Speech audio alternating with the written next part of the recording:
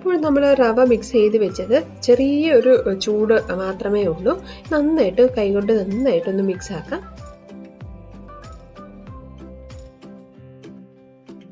Mix ആക്കിയ ശേഷം കുറേശ്ശെ മാവ്, ഒരു നാരങ്ങ വലുപ്പത്തിൽ മാവ് എടുത്ത ശേഷം നമുക്ക് അല്പം ഒന്ന് പരത്തിയിട്ട് നമ്മൾ തേങ്ങയുടെ മിക്സ് ഓരോ മിക്സൂടെ വെച്ചിട്ട് നന്നായിട്ട് ഒന്ന് ഉരുട്ടിയെടുക്കാം.